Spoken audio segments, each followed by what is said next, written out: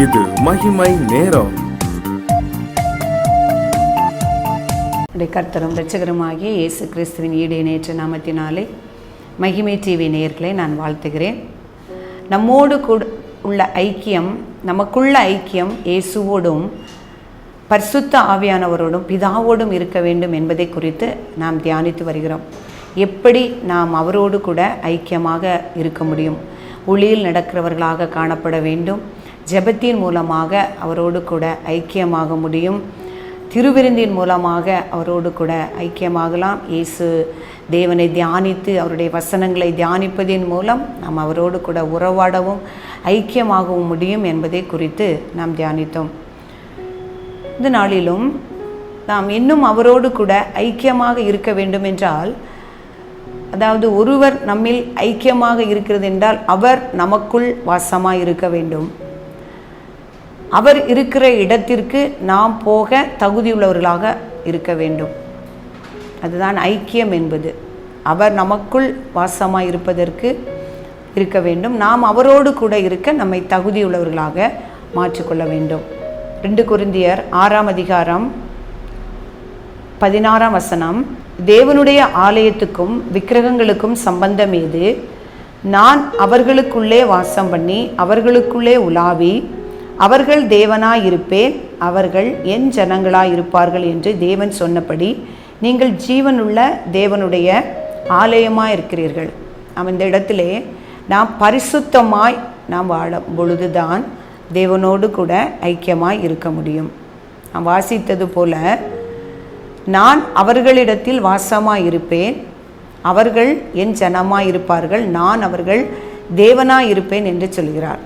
அப்போது நாம் அவருடைய ஆலயமாய் இருக்கிறோம். நம்முடைய சரீரம் தேவனுடைய ஆலயமாய் இருக்கிறது. அந்த ஆலயத்தை நாம் பரிசுத்தமாக காத்து கொள்ளும் பொழுதுதான் தேவன் நம்முடைய உள்ளத்திலே, நம்முடைய சரீரமாகிய ஆலயத்திலே வந்து தங்கி அதில் உலாவி நம்மோடு கூட ஐக்கியமாக நாம் இருக்க முடியும்.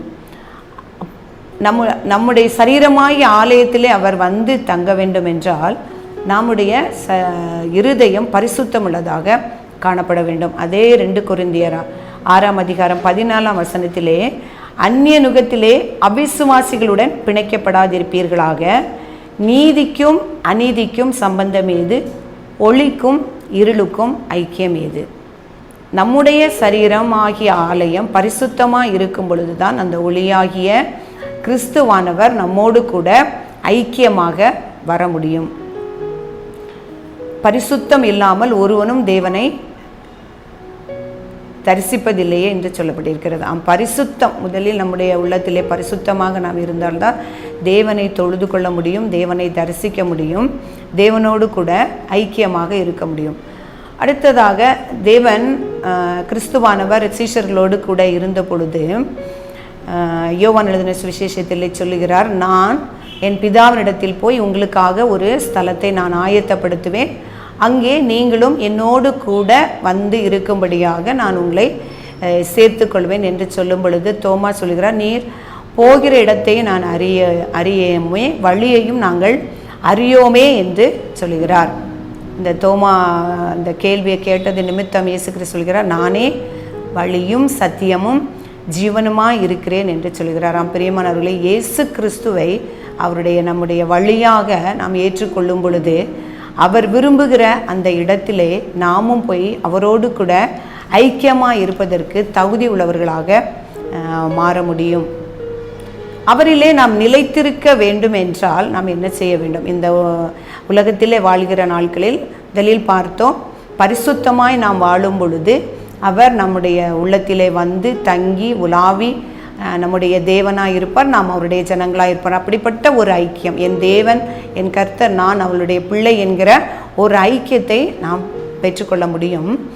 இன்னொன்று, அவரிடத்தில் நாம் நிலைத்திருக்க வேண்டும் என்றால் யோவான் எழுதின சுவிசேஷம் 3ஆம் அதிகாரம் 23ஆம் வசனத்திலே, அவருடைய கட்டளைகளை கை கொள்ளுகிறவன் அவரில் நிலைத்திருக்கிறான், அவரும் அவனில் நிலைத்திருக்கிறார். நாம் அவரிலே நிலைத்திருக்கிறோம், அவர் நம்மில் நிலைத்திருக்கிறார். இதுதான் தேவன் நினைக்கிற, தேவன் விரும்புகிற ஒரு ஐக்கியம். நாம் அவரில் நிலைத்திருக்க வேண்டும், அவர் நம்மில் நிலைத்திருக்க வேண்டும். அவர் நம்மில் நிலைத்திருக்க வேண்டும் என்றால் அவருடைய கட்டளைகளை கைக்கொள்ளுறவர்களாக காணப்பட வேண்டும். அவருடைய கட்டளை என்ன?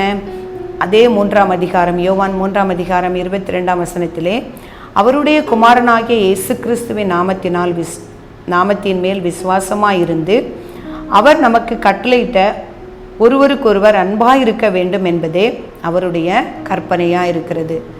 பிரியமானவர்களே, அவருடைய கட்டளையே நாம் ஒருவருக்கொருவர் அன்பாயிருக்க வேண்டும் என்கிற அவருடைய கட்டளையை உணர்ந்தவர்களாகிய நாம் அந்த கட்டளைகளுக்கு கீழ்ப்படிந்து ஒருவருக்கொருவர் அன்பாக இருக்கும் பொழுது தேவன் நம்மில் நிலைத்திருக்கிறார். நாம் அவரிலே நிலைத்திருக்க முடியும், அவரோடு உறவாட முடியும், அவரோடு கூட ஐக்கியமாக இருக்க முடியுமா? பிரியமானவர்களே, இந்த நாளிலும் நாம் எப்படி தேவனோடு ஐக்கியமாக இருக்க வேண்டும் என்பதை குறித்து நாம் தியானித்தோம். முதலிலே நாம் பரிசுத்தராய் காணப்பட வேண்டும். அவர் நமக்குள்ளே வாசம் பண்ணி நமக்குள்ளே உலாவ வேண்டும் என்றால் நம்முடைய சரீரமாகிய ஆலயத்தை நாம் பரிசுத்தமாக காத்துக்கொள்ள வேண்டும். இன்னும் அந்த ஐக்கியம் நம்மிலே நிலைத்திருக்க வேண்டும் என்றால், அவர் நம்மிலும் நாம் அவரிலும் நிலைத்திருக்க வேண்டும் என்றால் அவருடைய கட்டளைகளின்படி நடக்க வேண்டும். அவருடைய கட்டளை, அவருடைய நாமத்தின் மேல் விசுவாசம் உள்ளவர்களாய் ஒருவருக்கொருவர் அன்பாக இருக்க வேண்டும் என்பதே அவருடைய கற்பனையாக இருக்கிறது.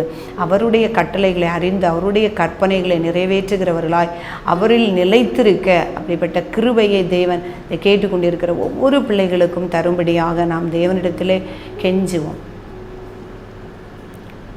இரக்கமும் கிருபை நிறைந்த எங்கள் அன்புள்ள தகப்பனே, துதிக்கிறோம் அப்பா, உம்மை ஆராதிக்கிறோம், உடைய நாமத்தை மகிமைப்படுத்துகிறோம். நீர் எங்களுக்கு கற்றுத்தந்த வார்த்தைகளுக்காக தேவரீர் உமக்கு நன்றி செலுத்துகிறோம். இன்னும் இடத்திலே கிட்டி சேரவும் ஆண்டவரே, உம்மிலே நாங்கள் நிலைத்திருக்கவும் அப்பா, எங்களுடைய சரீரமாகிய ஆலயத்தை பரிசுத்தமாய் காத்துக்கொள்ள வேண்டும் என்று கர்த்தர் நீர் எங்களுக்கு கற்றுத்தந்திருக்கீங்க.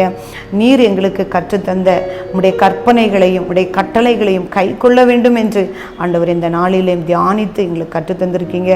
நாங்களும் ஒருவருக்கொருவர் அன்பாயிருந்து உம்முடைய கற்பனைகளுக்கு கீழ்ப்படிந்து உம்மிலே நிலைத்திருக்கவும் உம்முடைய ஐக்கியத்தை நாங்கள் ஒவ்வொரு நாளும் உறுதிப்படுத்தவும் கர்த்தர் எங்களுக்கு உதவி செய்யும்படியாக ஜெபிக்கிறேன். இந்த வார்த்தைகளுக்காக தேவரீருக்கு நன்றி செலுத்துகிறோம். இயேசு கிறிஸ்துவின் நாமத்தில் ஜெபிக்கிறோம் நல்ல பிதாவே.